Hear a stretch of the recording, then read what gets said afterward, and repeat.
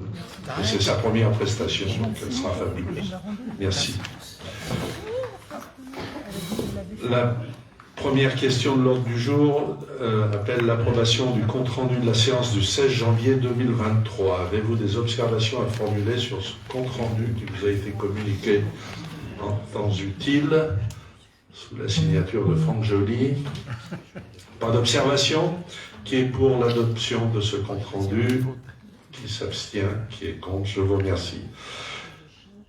Le deuxième sujet à l'ordre du jour concerne le financement des charges 2023 du SIDER. Alors, je vais passer la parole à Blandine Babin-Monfray qui va faire l'essentiel du travail ce soir, puisque nous avons essentiellement des questions financières, et ça tombe bien parce qu'elle est bien enrhumée. Alors, donc, pour le deuxième point de l'ordre du jour, c'est le financement des charges 2023 du SIDER. Donc, comme chaque année, on doit délibérer du mode de financement pour les charges qui sont dues au niveau du SIDER. Donc, vous avez dû recevoir dans la convocation une annexe avec l'état récapitulatif des charges qui sont dues au SIDER pour l'exercice 2023. Donc, le total de ces charges pour cette année sont de 175 580,44 €. Pour rappel, en 2022, elles étaient de 219 045 €. Et donc, on avait choisi de fiscaliser la totalité de ce montant-là l'an passé, compte tenu du montant qui est inférieur à celui de 2022. On vous propose de fiscaliser également pour cette année. Alors après, on va voir ce que vous en pensez, si vous avez des questions, des échanges. Voilà. Sinon, l'autre mode de financement, c'est de le budgétiser au niveau du budget. Donc, il fut un temps où on coupait la part en deux. On budgétisait 150 000 €, et puis le surplus était fiscalisé. Et là, après, les montants étaient plus importants aussi. Donc, voilà, c'est pour ça qu'on propose de fiscaliser la totalité des charges. Tu permets? Oui, bien sûr. Complément d'information. Nous avons la possibilité, c'est le seul endroit où on a la possibilité de moduler les charges, et ça peut se faire annuellement. Ça veut dire que chaque année, on peut décider soit de financer complètement, soit de ne rien financer et de tout mettre sur le budget général, soit de le faire partiellement à hauteur de ce qu'on souhaite. Alors, c'est vrai que fut un temps, on était assis, le budget le refinancement des SIDER était assis sur les 4 taxes. Je vous rappelle, à l'époque, il y avait la taxe professionnelle, la taxe foncière, la taxe d'habitation et la taxe sur le foncier non bâti. Aujourd'hui, la taxe foncière, elle s'appelle plus comme ça, mais elle n'est plus au profit des communes. Nous n'avons que l'attribution de compensation qui a été figée l'année où on est passé en taxe à la communauté de communes. Et donc on ne pouvait l'asseoir que sur les 3 autres. Et puis maintenant qu'il n'y a plus de taxe d'habitation, ça sera sur les 2 autres, les 2 taxes foncières qui restent. Si vous voulez, par rapport à l'année dernière, nous étions dans la même situation. Donc on considère que ça va faire une diminution par rapport à l'année dernière. Donc on ne pèsera pas davantage sur la fiscalité des propriétaires, des particuliers. Et puis pour ceux qui continuent de payer une taxe d'habitation, ceux-là, ils seront également fiscalisés. Alors il faut savoir que nous avons dans le budget du SIDER, nous avons beaucoup de choses. Il y a l'éclairage, il y a les travaux, l'éclairage public, les travaux, et puis les amortissements de ce que nous avons fait dans le passé. Parce que les travaux, on peut les amortir soit directement en payant une année au SIDER, soit sur 15 ans en payant une annuité. Les annuités vont beaucoup baisser en 2024. En revanche, elles vont être relayées par tous les travaux que nous faisons actuellement, notamment ce qui a été fait au quartier de la Gare, où il y a une franchise de 2 ans, donc ils vont être repris. ça va pas trop impacter notre budget, je pense. Et dans le futur, on devrait, alors si vraiment on monte trop dans le montant annuel, effectivement, il faudra se poser la question de ça, de ne pas fiscaliser partiellement. Mais pour l'instant, on est plutôt dans des montants qui sont encore acceptables et on aura le même choix à faire l'année prochaine. En revanche, dans 2 ans, dans 3 ans, en fonction de tous les travaux que nous allons engager au niveau du CIDER, ça on en parlera ultérieurement, bien on pourra en amortir une partie sur le budget général. La démarche performantielle qui va rentrer en ligne de compte. Oui, on aura un gros. On a un delta de 2 ans pour commencer à la payer. Oui, mais on l'amortira aussi. On l'amortira aussi par sur 15 ans. Les économies de... Et puis par les économies que nous ferons. En revanche, on peut avoir des avis différents, hein, c'est possible. Hein, c'est la raison pour laquelle Blandine ouvre la discussion. Sur la feuille d'impôt de cette année, ça ne pèsera pas plus que l'an dernier, même un peu moins.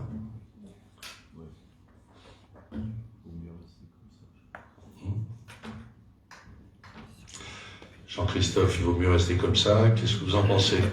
Si vous êtes d'accord, on passe au vote. Et puis...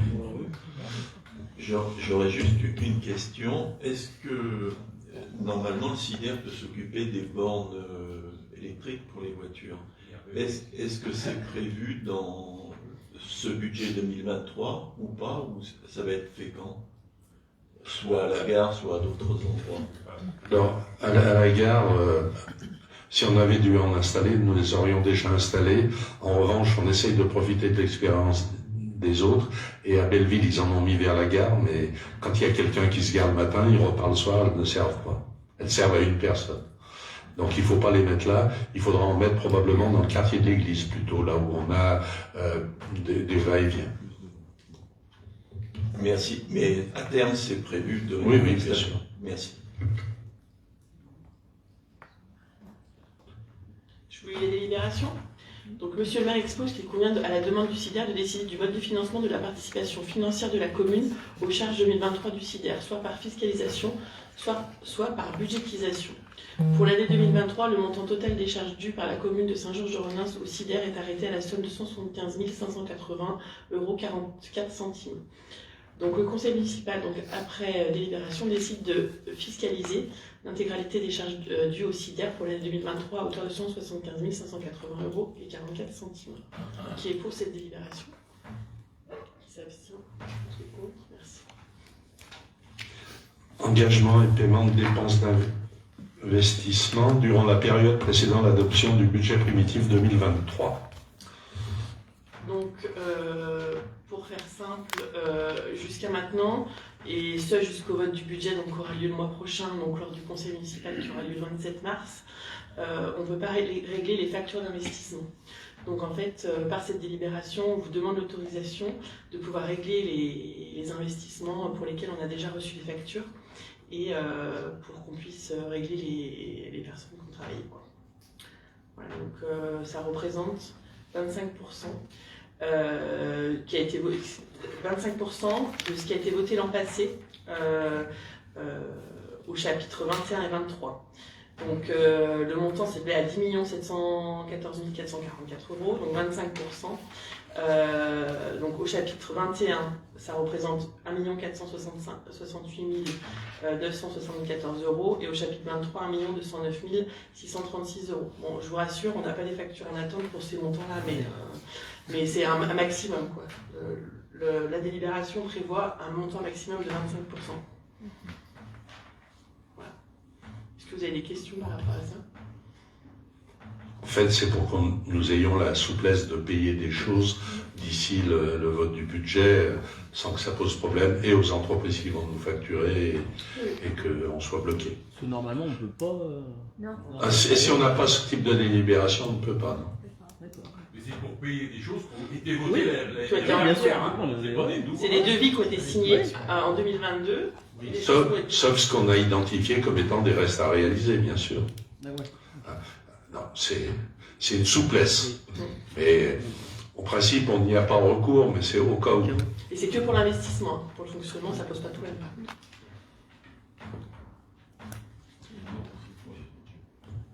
question. Sur l'investissement, il n'y a pas d'acquisition là, de prévu. Bah, il y a juste le compromis qui est en cours. Il pourrait, Voilà. Oui. il pourrait y en avoir, mais il y a ce qui a été voté en délibération, Voilà, donc, rien d'autre. Normalement, il y a juste le compromis en cours. D'accord. Tout à fait. Mercedes. Non, même pas. Non, même pas. Non, parce que celui-là, il n'est pas encore signé, le compromis, et au compromis, on ne paye pas. Donc c'est... Non, même pas. Oui, mais les compromis datent de 2022. Oui. Donc il demandait si, par exemple, à part ce compromis-là, est-ce qu'il y avait d'autres ventes qui Ah non, non, non, il n'y a pas d'autre. C'est que le compromis, ça c'était en cours déjà.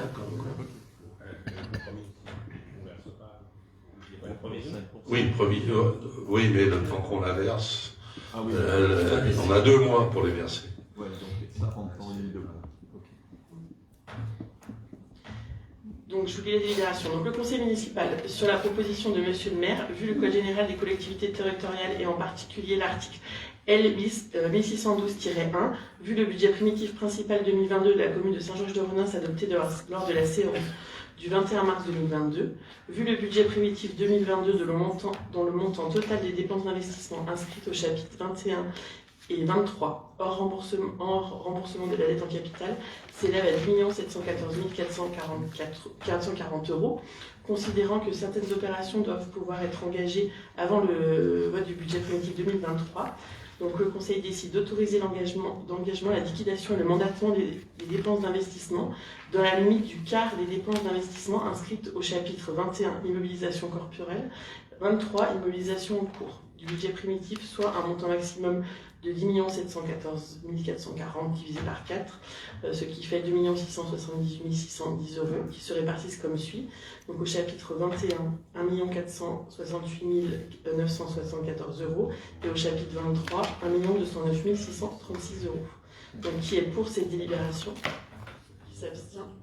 Qui est contre? Qui est pour? Merci.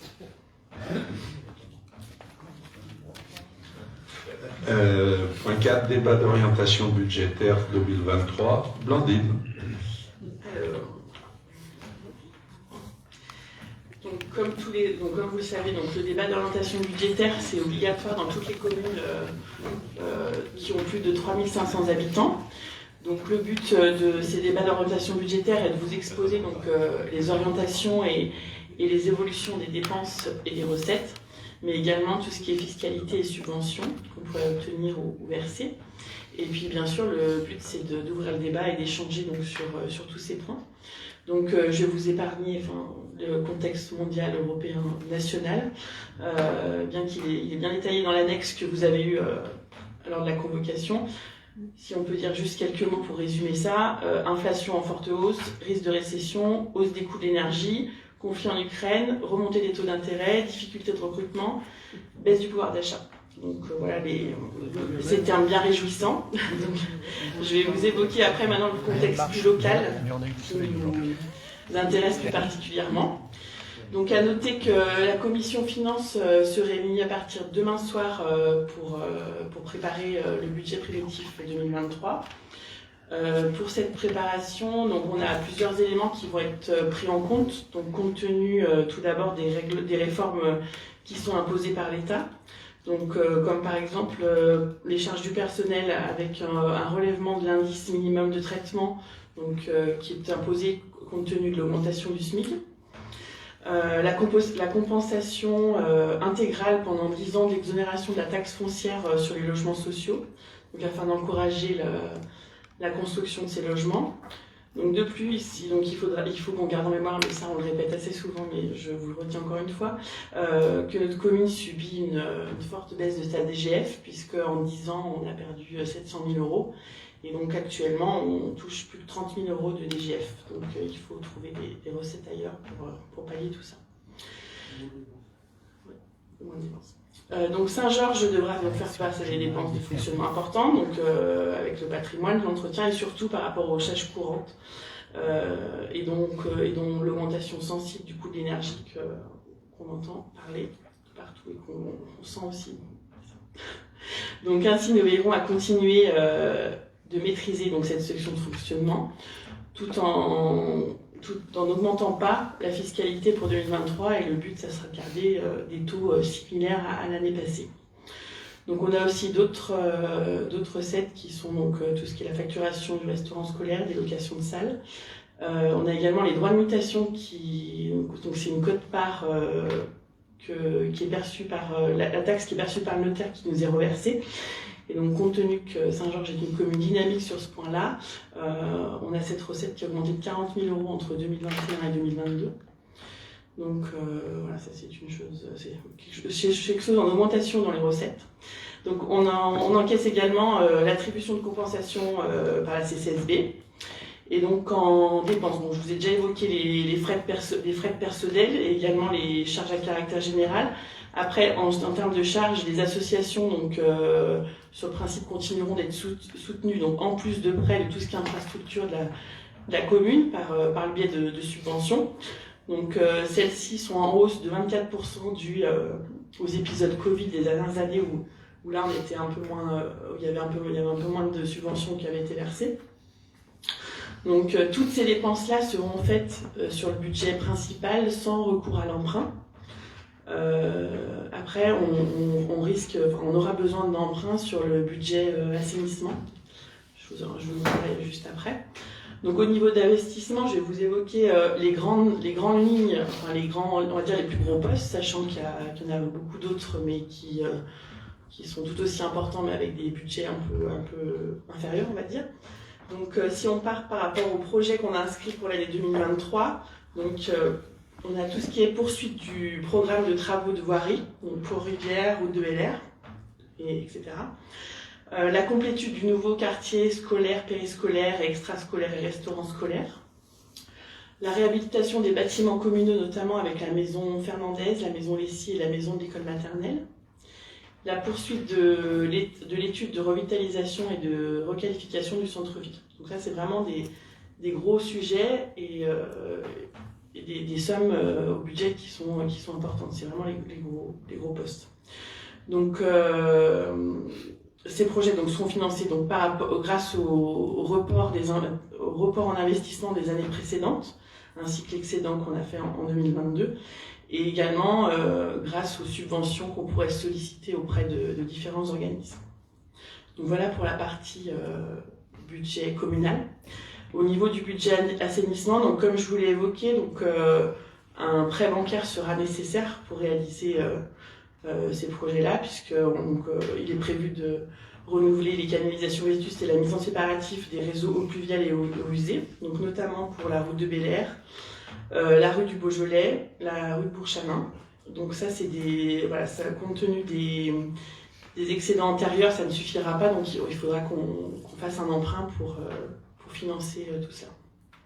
Donc voilà pour la partie assainissement. Voilà, j'ai fait le résumé de tout ça, et on aura plus de détails donc le mois prochain lors du vote du budget.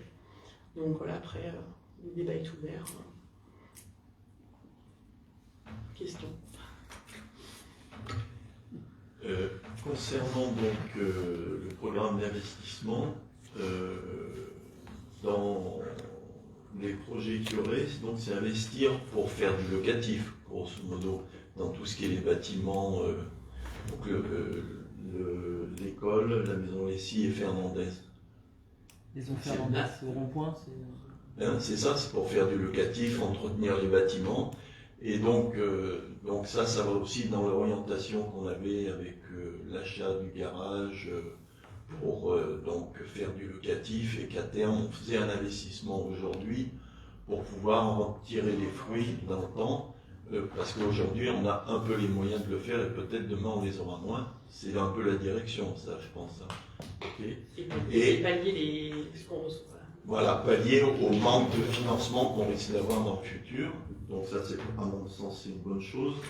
Et dans le cadre des cessions en cours dans les bâtiments, ça va sur le même principe, c'est céder des bâtiments qui n'auraient pas d'intérêt locatif et qui permettraient d'avoir... j'ai bien compris ou pas? Non, là, je sais pas, tu parlais par exemple, tu as quelque chose en... non, parce que les recettes liées à des cessions en immobilier, il y a marqué. Dans... Non, il n'y a rien page de... 18. Il n'y a rien de précis là-dessus. Non, il n'y a rien de précis là. Il n'y a pas d'axe précis par rapport à ça. Ok. Ouais. Peut-être une bonne idée. Ça. Ok. Ben, c'est tout ce que j'avais à demander. Merci. Est-ce qu'une commune est limitée en investissement locatif? Dans le sens, est-ce que si demain, je sais pas, on veut avoir 50, 100 logements en location, est-ce qu'il y a une loi, il y a une règle à ce niveau-là Bah, une loi, une règle, peut-être pas, mais c'est pas la vocation d'une collectivité. En revanche, il est toujours bon d'avoir un petit patrimoine pour faire un peu de social. Les demoiselles Flétou, par exemple, c'est bien dans cet esprit qu'elles ont été réalisées. Nous avions l'opportunité à l'époque avec le legs qui avait été fait, et c'était une bonne chose. La maison des médecins que nous avons acquise, nous allons la réhabiliter dans le même esprit. Alors, on se crée un patrimoine immobilier, mais l'objectif n'est pas d'être des promoteurs. Voilà, exactement. C'est plus dans le sens du service qu'on peut apporter également à la population. Alors, oui, au Cartelet, on pourra faire des actions différentes, puisque là aussi, on a des terrains, et sur ces terrains, il va se faire des petits programmes. Là, on en parlera ici pour en décider. Déjà, on aura un endroit sur le Cartelet, là où nous avons un terrain, on va faire une autre micro-crèche, de façon à drainer les enfants du secteur. Après, de toute façon, les ressources financières, à part ça, si, la fiscalité. Mais... Après, c'est la fiscalité. Ouais. Ouais. Mais là, on va être clair, et puis il faut dire les choses. On est parmi les fiscalités les plus basses dans le secteur, dans le Rhône. On n'a pas une grosse pression fiscale, donc on en a un petit peu sous le pied. Mais l'objectif, c'est pas toujours de taper sur la tête des mêmes, hein. C'est d'essayer de trouver des solutions pour ne pas avoir recours à cette inflation. Je lisais l'autre jour dans le journal, je ne lis pas souvent, à Belleville, il y a eu une discussion autour de ça, en disant faites attention aux frais personnels parce que on est à 440 € par habitant en termes de frais de personnel. Alors bon, ils sont quand même pas au maximum, hein, puisqu'il parlait, le journaliste disait 660, je crois. Et nous, on est en dessous encore. Mais, les CFE dans les... Comme moi, je règle, ça va à la commune ou ça repart à l'État? Non, ça reste... Ça va à la communauté de communes. L'attribution de compensation, c'est justement parce que la communauté de communes a récupéré toutes les taxes économiques. Et elle nous reverse une attribution de compensation. La seule différence, c'est qu'au passage, on perd toutes les augmentations, toutes les nouvelles implantations, tout. Nous, on reste État.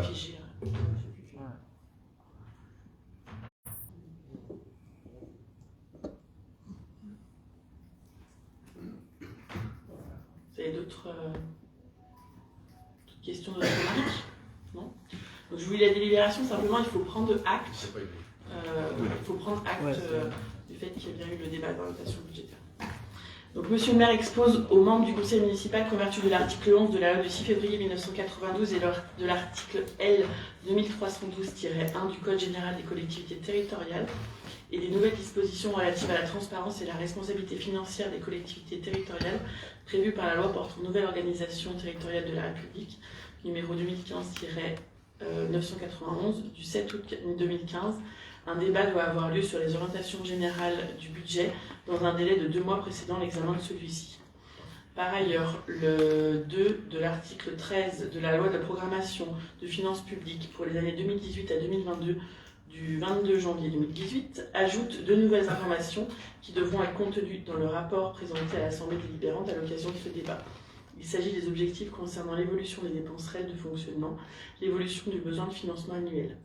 Conformément au décret numéro 2016-841 du 24 juin 2016, le rapport d'orientation budgétaire contenant des données synthétiques sur la situation financière de la commune a été établi pour servir de support de débat. Donc, le conseil municipal, après délibération, doit prendre acte de la tenue du débat d'orientation budgétaire 2023, prend acte de l'exigence du rapport d'orientation budgétaire sur la base duquel se tient un débat d'orientation budgétaire et approuve le débat d'orientation budgétaire sur les bases du rapport d'orientation budgétaire 2023. Donc, qui est pour prendre acte de tout ça? Qui est contre? Qui s'abstient? Merci. Acceptation de la subvention à monde de police 2022, et je vais encore passer la parole à Blandine. Donc là, je pense que tout le monde sera d'accord pour, enfin, j'espère. En fait, comme chaque année, on doit accepter le fait de recevoir la subvention au titre de l'amende de police. Donc pour 2022, elle s'élève à 17 583 €. Donc simplement, cette délibération, vous votez en disant que vous êtes d'accord pour recevoir cette subvention. Vous n'avez pas de questions? Calculer comment Un peu moins. Si on dit, Excellente question. On reçoit, c'est notifié. On reçoit en fait un document. D'accord. Ça veut dire français et photo. Ouais, c'est ça. On dit non alors. Non. On va me demander alors. Oui, après on demande déjà la subvention. On demande.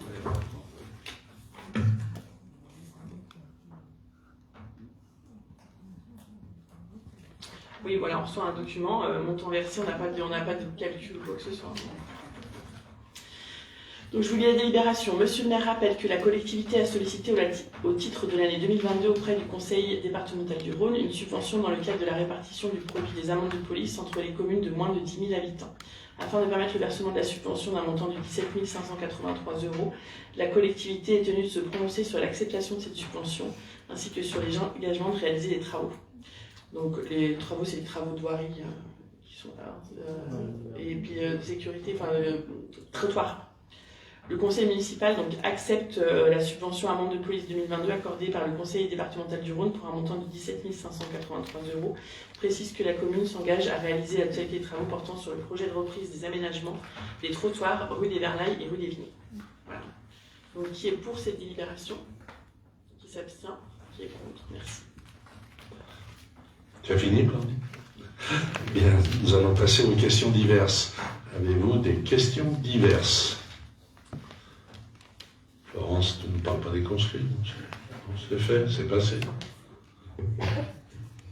S'il faut revenir sur ce week-end de début février, tout s'est bien passé. L'interclasse en 3 a su être sage, on va dire, dans le village. Voilà, tout s'est bien passé en général. Donc, est-ce que tu as quelque chose à rajouter? Non, je vais très bien. Merci. D'autres questions diverses? Demain, il y a le budget qui est voté en... pardon. La commission, oui, il y a la commission qui se réunit, excusez-moi. Il y a la commission qui se réunit. Alors, je ne fais pas partie de la commission des finances, mais j'aurais souhaité être présent lors de cette réunion. Est-ce que c'est Avec grand plaisir. Merci beaucoup. Et au suivant, c'est-à-dire investissement aussi. Et... Un double plaisir. Et oui. Merci, avec plaisir aussi. Pas d'autres questions?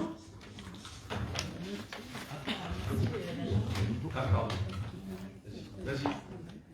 Si je reviens juste sur le message que Seb a mis ce matin pour l'histoire du portillon du parc qui est fermé. Alors, je pensais qu'il était fermé que depuis ce matin, je pensais que c'était à cause du vent, je me suis dit qu'il était fermé pour question de sécurité. Apparemment il était fermé depuis le milieu de semaine dernière. Question parce qu'il se bloque, c'est ça? Des petits malins qui bloquent le... Oui, c'est pas des petits malins, ce sont des gros imbéciles qui bloque. Ça a un double effet parce que ça peut abîmer le portail au bout du compte. C'est comme les portes, quand on met des cales en bois, il n'y a rien de tel. Et puis ensuite, on a un parc qui est fermé pour des raisons de sécurité. C'est bien qu'il soit fermé. Alors, il y a deux solutions, soit on ouvre tout, on laisse aller, on laisse partir à volo, soit on essaye de conserver les choses correctement. Si les gens ne veulent pas comprendre les choses sensées, c'est vrai que... Mais est-ce qu'il n'y a vraiment pas moyen de débloquer pour l'horaire, les horaires d'ouverture et de faire... S'il y a 2-3 qui se dévouent pour venir pour fermer, je suis d'accord. Pas de souci. Voilà. J'ai répondu ce matin sur WhatsApp. Si à 17h il y en a un qui a bloqué la porte, eh ben, le bar sera ouvert toute la nuit. Parce que, je pratique. Et puis le fait de bloquer le portail, déjà ça c'est imbécile. J'ai une caméra bloquée. Bien sûr. En fait, en lisant le message, c'était surtout pour la sécurité des enfants qui vont être obligés de prendre le grand portail en même temps que les voitures. Peut-être beaucoup de parents font les deux. Il y a beaucoup de parents qui font aller-retour avec les enfants qui partent tout seuls dans le parc entre l'élémentaire et le parc. Ils sont beaucoup plus en sécurité dans le parc que de prendre le trottoir qui longe le mur. Bien sûr, bien sûr. Ouais. Moi, je crois que c'est le trottoir il est sécure. Le trottoir est sécure. Oui, c'est la sortie en fait. C'est la sortie. La sortie. Voilà. D'où le message. Quand tu en vois qui font des rodéos aussi, etc. Voilà. C'était juste mon côté sécurité pour enfants. Et la restriction vient du fait qu'il y a toujours des imbéciles, donc on est obligé de contrecarrer. Ouais, mais donc du coup, c'est tout le monde y paye quoi. Enfin, et comment ça se passe en ce moment en France? On peut pas essayer, ouais. Surtout le matin. Notre solution, on laisse tout ouvert. Ah, mais non. C'est une autre solution? Vas-y. Ah, on voit bien les traces de moto, tout dans le parc. Ou on met une garde champêtre contre le genre. C'est une solution. On met le froid.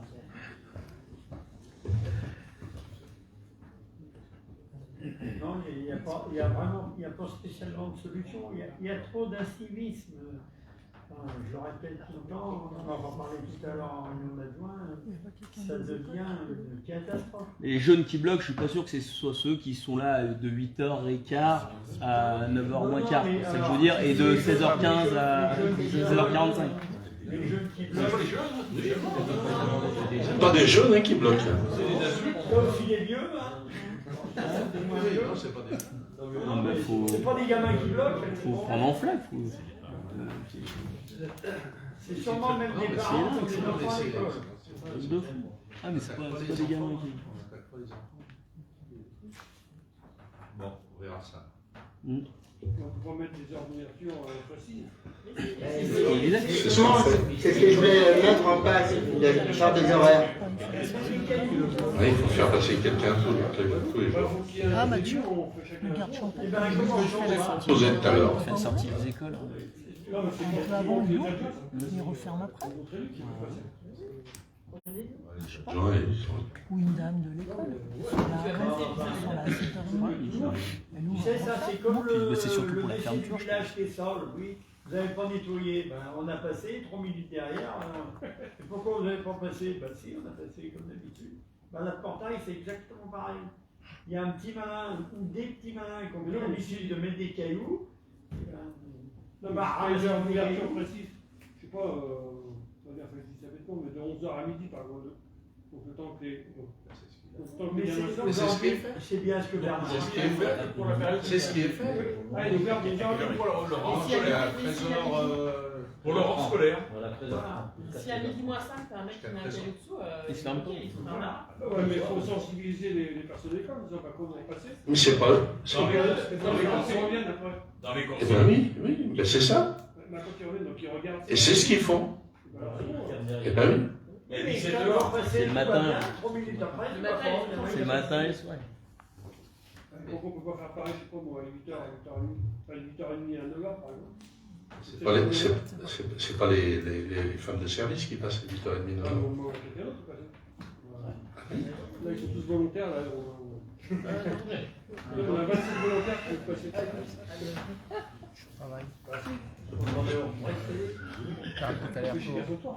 Bon, on avancera là-dessus, on va pas passer le réveillon. Des infos sur le déploiement de la fibre à Saint-Georges. Des infos sur le déploiement de la fibre à Saint-Georges. Ou une info. Des infos. Les impôts après. Ah oui. Eh ben, elle avance. Normalement, ils doivent continuer, mais Orange, ils ne se bousculent pas. Vous avez promis que c'était tout fait pour 2023. 23, oui. 23. Oui, c'est pas fini. Non, encore.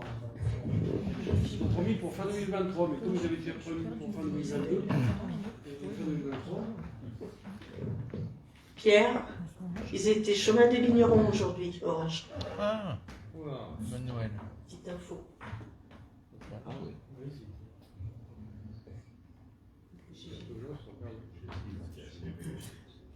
C'est ça. On va sur les manifestations du mois. Alors, le mois de mars, donc samedi, sur la place du marché, il y a la classe 2015 qui organise une vente de moussaka. Dimanche 5 mars, l'amicale des anciens sapeurs-pompiers organise à l'espace culturel de 9h à 19h la traditionnelle foire artisanale. Le dimanche 12 mars, parking de la caisse d'épargne par la classe 89, une vente de lasagne. Mais c'est interdit de pisser quand je meurs. Le samedi 18 mars, l'interclasse en 6 qui organise à l'espace culturel la fête de la bière. Le dimanche 19 mars, la classe 2007-2017, une vente de jambon madère sur le parking de la caisse d'épargne. Le samedi 25 mars, donc au matin, la journée de l'environnement. Donc le rendez-vous est donné à 8h30 en mairie pour la matinée de l'environnement. Le soir, à partir de 18h30, le comité des fêtes organise son loto à l'espace culturel.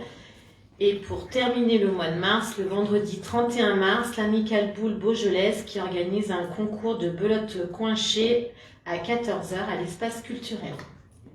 Un mois bien rempli. Et après, on dit qu'il ne se fait rien Saint-Georges. Qui dit ça? Ah ouais. Et une petite information, le 18 mars, la ferme des Bambins, et c'est traditionnel. Porte ouverte. Merci, très bien. Si j'avais juste une petite question concernant le boulevard Émile Guyot, rue du Beaujolais, là c'est en travaux actuellement, c'est l'assainissement qui... Non, c'est l'enfouissement des réseaux secs. D'accord. Et derrière, du coup, le boulevard, ça sent... Oui, oui, il y a encore un bout d'assainissement à faire. Donc ça sera, je ne sais pas quand, mais de l'autre côté, et puis après ce sera les voies. Et on attend que la bêtise finisse, ça ne devrait pas tarder. Ça devrait pas tarder, il y a eu, commence à avoir des personnes qui ont emménagé. C'était le passage.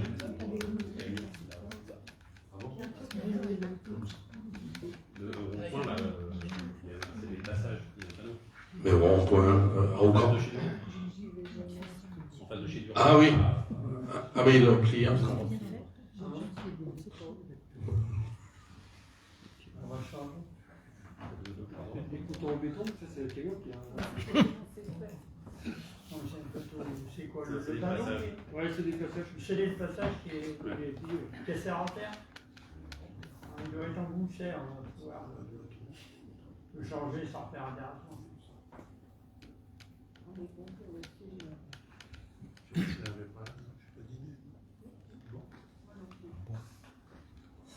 D'autres questions? Oui, Bernard me souffle justement comme on avance, on va déplacer le monument Émile Guyot, puisqu'il gêne. Voilà. Déplacer où? Ailleurs. Complètement ailleurs. J'ai une idée, mais je suis pas. Ah, mais il sera plus dans la... Vous verrez.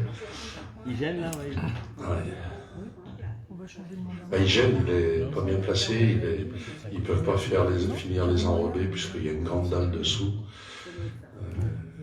Et s'ils coupent la dalle, le monument il risque de subir des outrages.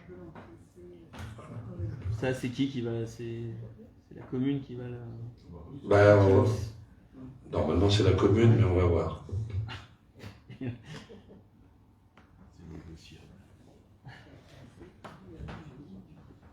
Pas d'autres questions? Eh bien, merci Blandine pour ton efficacité. Merci à vous toutes et à vous tous d'avoir bien intégré ce qu'elle vous a dit. Et je déclare clos ce conseil municipal du 27 février 2023 en vous précisant que le prochain conseil aura lieu effectivement le 27 mars de cette même année, donc 2023. Et je vous remercie pour vous être déplacés, pour votre attention et votre participation. Bonne soirée.